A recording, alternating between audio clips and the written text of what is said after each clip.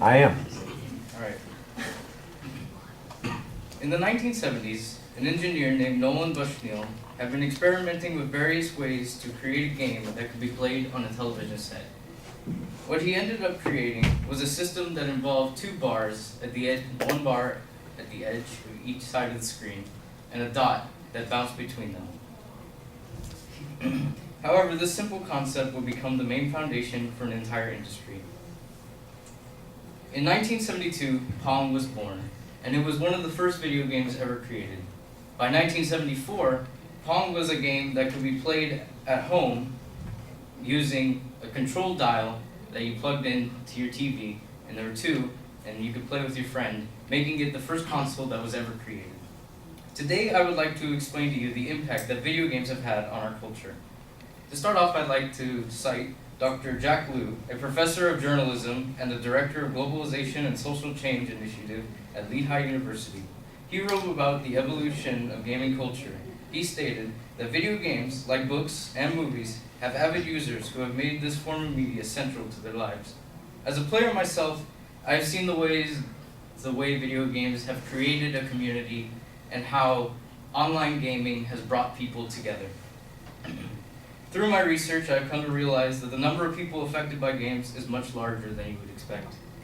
Over the years, games have told incredible stories involving numerous iconic characters and have only increased in popularity over time.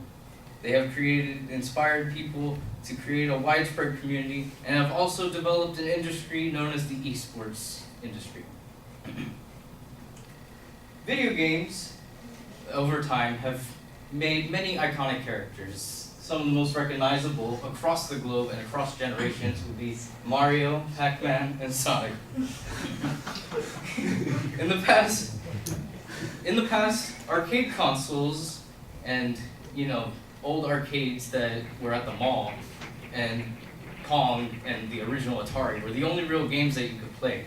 They had 8-bit graphics, but people, mostly children, were taken away by these, and there was a huge explosion in popularity. By the 1980s, many Saturday morning cartoons were based around popular video games like Mario and Pac-Man, and then toys and other merchandise, t-shirts, whatever you would think of, was created as a result of this popularity. This is my little Luigi as proof that toys in fact exist. Moving forward though, games would become more complex and capable of telling in-depth stories. Evolving from simple 8-bit graphics, video games have come a long way from where they started. This is the original Metal Gear. A little hard to see with the lighting, but it's just a simple top-down with very low pixel count. And there's the current Metal Gear Solid that was released a few months ago, and you can see it's very much more realistic looking than its predecessor. Now that they are capable of telling immersive stories, players can identify with the characters involved, and this causes a greater connection with the games and the gaming community. The iconic games that we know and love will forever be present in our pop culture, and new games will join them as time goes on. While the industry has evolved since the 80s, it is now getting to the point where more than half of the people in the United States are playing games. The idea is that video games are meant for children is a criticism that many older gamers have had to face. However, this is no longer the case. In a demographic report by the Entertainment Software Association in 2014, they found that 59% of all Americans play video games on a regular basis. Over half the people in America are playing games, and this such widespread engagement has had an impact on our culture as a society. This same report also reported that the average age of a gamer is 31, meaning that it is no longer just children that play, but older adults as well. According to Jack Liu, he gives the explanation that the reason the age of gamers is increasing is because those kids that grew up in the 80s playing the games that they loved have continued to do so. And because of that, they are in fact older, and they are also beginning to share this experience with their children and the next generation. There's a tremendously large audience in the video game industry, and as a result, a large fan-based community has formed, bringing people together. It comes as no surprise that if a lot of people like the same thing, they will eventually all come together and share their common interests. Gamescoms and other conventions like BlizzCon, Comic-Con, PAX, and E3 are all social gatherings taken annually where thousands of people from across the world come to share their interests with one another. And then these are the amount, this is E3 of 2015, and as you can see, large conventions and stadiums are filled just to all share in the common interests. But if you really want to get into the culture of video games, the best place to look is in the cosplay community. Now, cosplay is always fun, but it's not something that you usually do alone. Usually, you go and you make your costume, and then you try to find others who also like to make costumes, and you hang out with them. Get all of your favorite buddies and make suits of armor, and, well, you know what happens after that. But for those of you that don't want to spend hours making full-on suits of armor, there's always a more budgeted way to do it. Just simply take a pair of jeans, put them over your shoulders, tie a bandana around your head, and boom, instant ninja from Mortal Kombat. Also, video games have been given recognition in the cultural recognition by museums across the country. The National Museum of Play, one of the largest museums in the United States, just last year has opened the Video Game Hall of Fame. Members of the Hall of Fame include Super Mario Bros., Pac-Man, Pong, Doom, Tetris, and World of Warcraft. Each game has either defined a genre or has completely affected the industry by introducing millions of people to its products. Now, moving on. Not only do people enjoy watching or playing games themselves, there's a bigger audience for those that just like to watch others play. This has created the streaming and esports community. Twitch TV, Azubu TV, and YouTube are all sources of media to which people go and watch streams of other people playing online. This has created as well as the esports community. Now, the esports is a competitive game that has gotten such a wide audience and player base that they are now broadcasted as if they were regular sports through these various media. Now, Twitch TV launched in 2011, and its audience has grown quite tremendously in the past few years.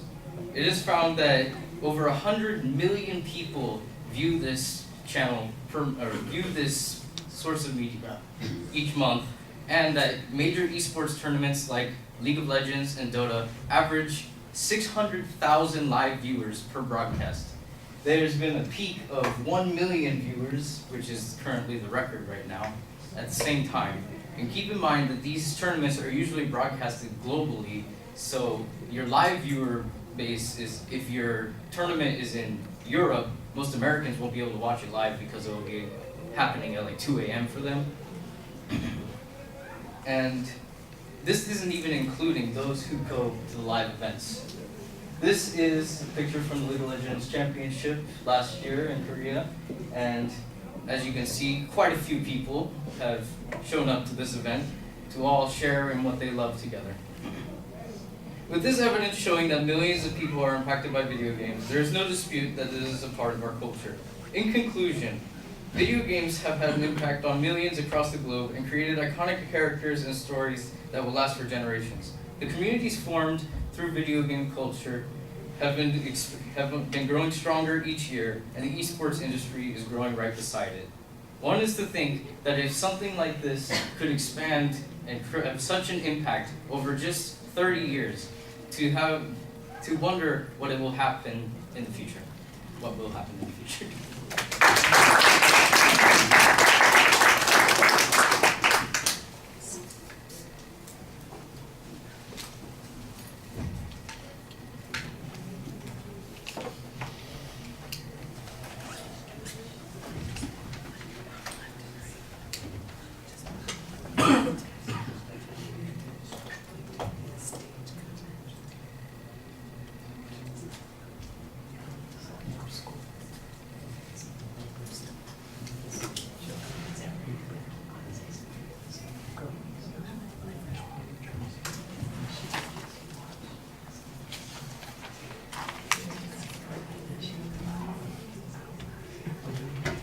So Heather, what did you think?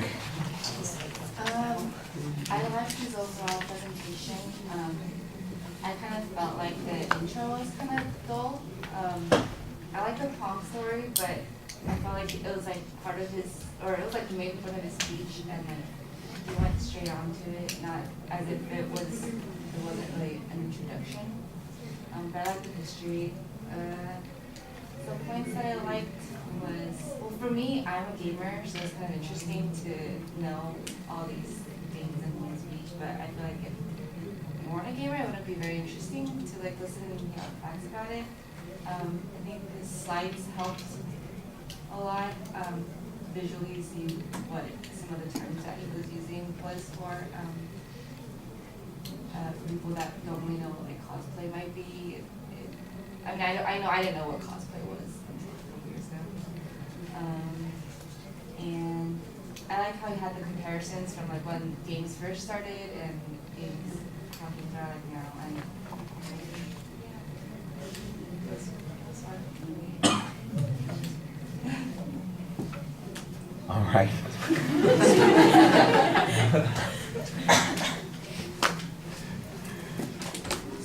Don't sprain yourself there. Okay. Derrick, I think I know what's wrong with the introduction. And she said she thought it was kind of boring. I think the problem is you're reading it.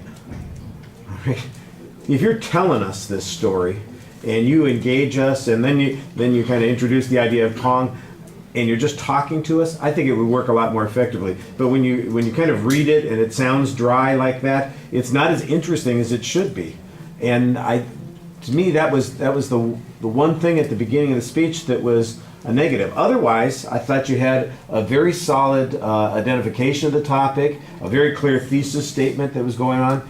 Maybe one other thing I should say was a negative. There's not really much of a preview, so I'm not sure where you're headed. I know what the topic is, but I don't know how I'm going to be exploring this. And it's just as things come up that I discover what the next thing is that's going to be talked about. And sometimes they come up and I'm wondering, am I in the same section of material or have we moved to another section? The one thing that helps identify that you've gone from one place to another are the visuals, so I think you do an okay job with that. And that's a value of using visuals. You can use them as transitions and help organize the structure of the speech too. But I think you need to do a little bit more of that on your own. I thought you did a very good job citing your supporting material. Another delivery issue. I know delivery was not our emphasis, but those are probably the couple of things that you need to work on. I wrote down Eastboards. What the hell are Eastboards? Yeah, I couldn't figure out what the heck he was talking about until you got to it the second time, and then you finally said it, esports. And I said, well, I know what esports are. I've heard that before, but I mean, you know, the whole esports community. What's an eastboard? You know, and it was just, it's a pronunciation thing that was not clear the first time out, but it was clear later on. So it was just, I was amused by it myself, that's all. Nobody else apparently seems to find it interesting at all. Sorry, that was just my issue, I guess. Like I said, I thought the visuals helped do the signposting. I thought the visuals were well integrated in the speech. I'd agree with Heather. I like the comparative stuff especially. The one with the characters was fun, but the one with Metal Gear, for instance, I think does the most to explain how the games have evolved over time, and I thought that was pretty effective. All right, and then again, since I thought most of the content stuff was pretty solid except for the preview, the negative things have to do for the most part with technical things on delivery and your time. You were a little bit over time. Your exit was a little shaky. I think you would recognize that. And when you watch back, you're going to notice that you start crossing your arms at some point, and it's kind of like, well, I'm going to watch somebody else give this speech right in front of me. You know, I'm going to sit back and listen to what I'm saying instead of being participant in it. All right, thank you.